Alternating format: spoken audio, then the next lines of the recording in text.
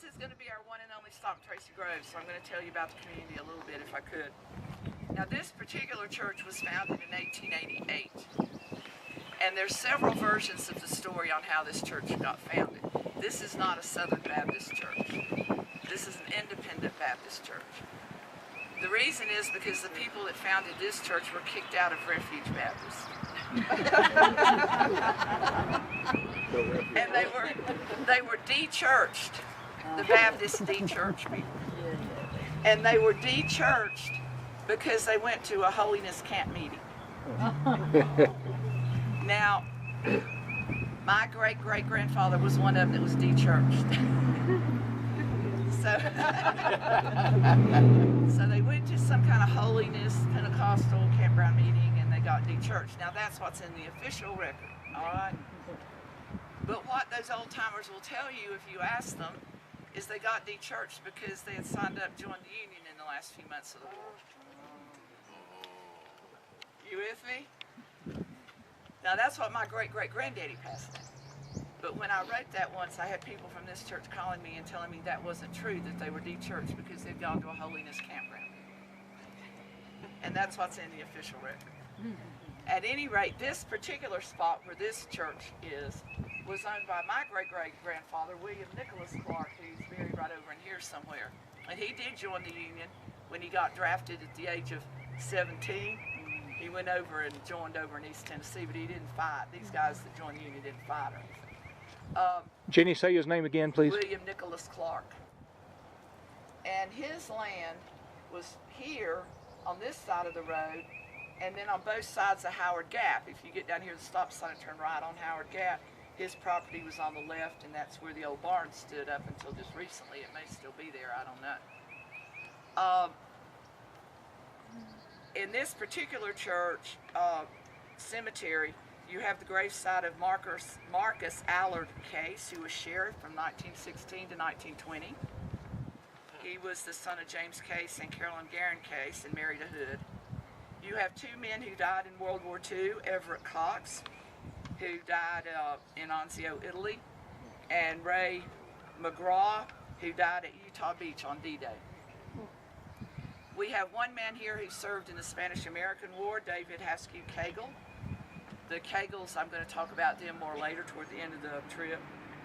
And for the Union, we have William Nicholas Clark, Langford Huggins, and Andrew McMurray, because the McMurrays also settled in this area. You saw McMurray Road up there.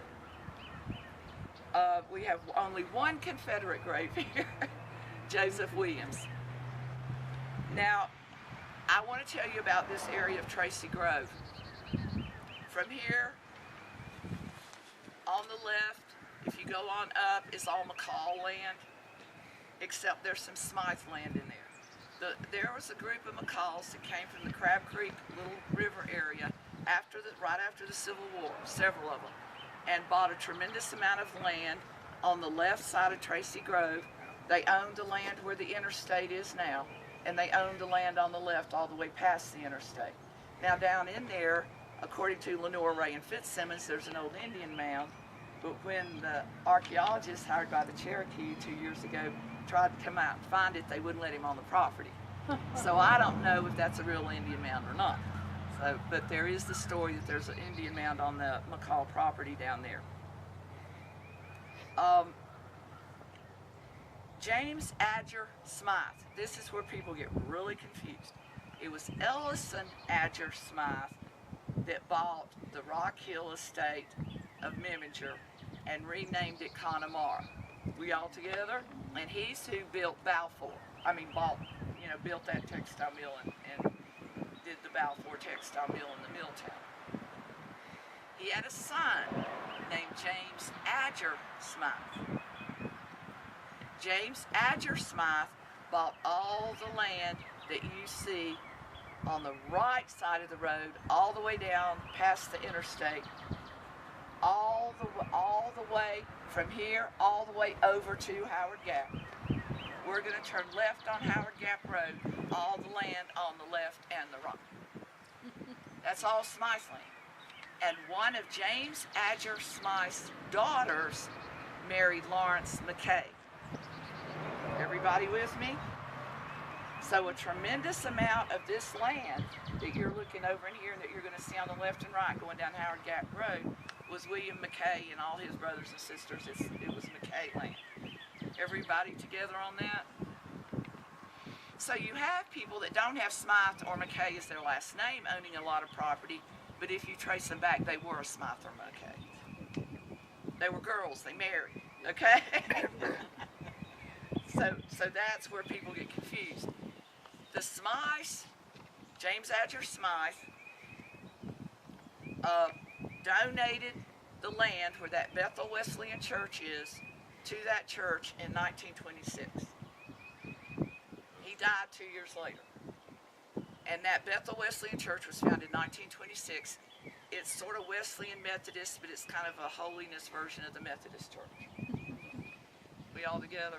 It was the first Wesleyan church founded in Henderson County. It was a wooden building when it was first constructed. And the Tracy Groves School, and I think it was more than one room, but the Tracy Groves School for this community was located where that church is sitting today. The original white wooden church was kind of further down, and where the church is sitting today was where the school was. And it was located on 2 acres. It closed in 1933, and they sent the kids to East Flat Rock. And the church purchased the school property and built the new church. In 1957, Moultrie Smythe, the son of James Adger Smythe, donated the land for the new sanctuary that they've added. Are we all together on that? So there's a place called Windy Hill. Let me make sure my notes are all my notes. Yeah, Windy Hill. If you go down there, turn left on McMurray Road, you're going to see Windy Hill. It was built in the 1890s. They're trying to get in on the Henderson County Historic Resources thing and make it a National Register site. It was built in the 1890s by the Smythes, and it's down on McMurray Road somewhere. Faraway Farms is all that farmland. And you're going to see signs as we go down left on Howard Gap Road. You'll see a sign going to Faraway Farms. That's owned by the McKays now. That's McKay land. The Smythes also have an old house and a farm back over in this area. Now, as we leave here, I'm going to tell you this before I let you walk through this cemetery. We're going to turn left on Howard Gap. We're going to go all the way down to where Howard Gap meets Dana Road. On the left, I'm going to point out the window where the Union troops camped, their huge encampment, when they came into Henderson County at the end of the Civil War. Remember, Stoneman wasn't with them, but it was Palmer's group. And I'm going to show you where their big campsite was on the left. It's right near that stream, right after we cross the bridge, in a field on the left. And I think Alan Henderson has apple orchards there now. Any idea how many troops you're talking about? I'd have to look that up. I don't know off the top of my head how many Union troops came in with Palmer's, but it's in Terrell Guerin's books. It's in The Secret of War. I think it's in Measured in Blood. It's in several of his books. Is it on Howard Gap or Dana? It's on Howard Gap because they came in through Howard Gap. If you were to continue, we're going to turn on Dana Road, but if you were to go straight and stay on Howard Gap and cross Dana Road, the Fitzsimmons land is over there on your left and right. That's where Frank Fitzsimmons lived, and you could see his old house up there on the right. The house was on the right. So from Dana Road, staying on Howard Gap to Sugarloaf in that area, that's the Fitzsimmons land. Everybody together on that? We're not going to drive by there, but I'm trying to orient you to the community here. Alan Henderson and besides the McKays, Alan Henderson owns a tremendous, and the Henderson family, a lot of his cousins, siblings, they also settled in here, and they own a lot of these apple orchards you see in the Tracy Grove community. And I do think we pass Alan Henderson's packing house. Alan Henderson does not do direct market sales. He packs for the military and McDonald's and places like that. So his company is a big apple producer. He's the one that was selling apples to Cuba. Cuba, yeah. So he's got a huge apple packing facility where he packs the little apples from McDonald's that they give in the Happy Meals, where he packs for the military, and he packs for the school system through the federal school program. Any questions on any of that? So you're welcome to walk through just for a few minutes and then we'll head out. Oh, and on the way to Dana, and I'll talk about this when we get to Refuge, right before we get to that stoplight at Dana, on the right, you're going to see an old rock building. That was Otteray Canning Company. What? Otteray Canning Company.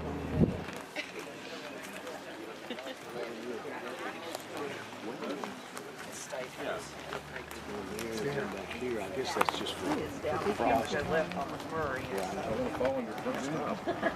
Or you your last one. I know. There's pictures of it. Trying to figure out how well it gets to be charged. Just open your mouth. We detour John Allen. Mine won't die.